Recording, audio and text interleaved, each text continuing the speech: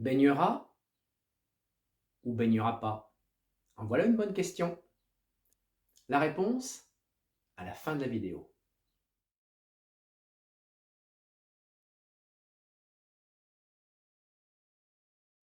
Alors bonjour à tous.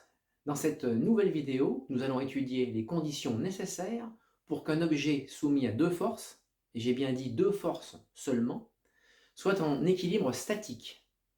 Et nous allons prendre comme exemple la montgolfière.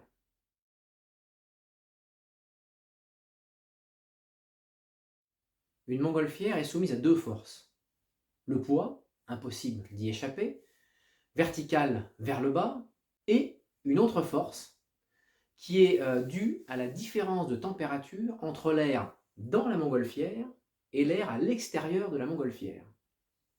L'air à l'intérieur est plus chaud que celui de l'extérieur, il est donc plus léger, et donc cela crée une force verticale vers le haut que l'on appelle la poussée d'Archimède.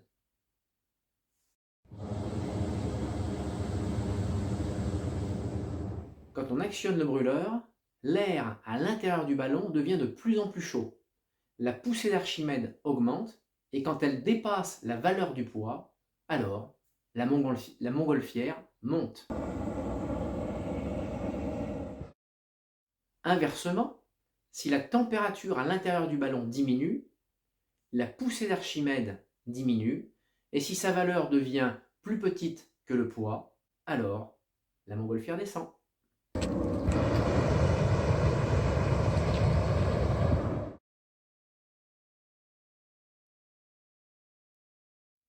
En ajustant précisément la température de l'air à l'intérieur du ballon, on peut mettre la montgolfière en équilibre statique, comme ici sur l'image. On a l'impression qu'elle est posée sur le sol, mais non, elle est juste en équilibre à 2 mètres au-dessus du sol, à la limite des plants de maïs. Pour qu'il y ait équilibre statique, il faut 3 conditions. Première condition, les deux forces doivent être sur la même droite d'action, matérialisée ici par le pointillé bleu.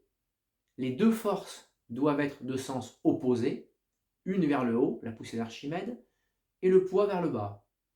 Et pour finir, les deux forces doivent avoir exactement la même valeur.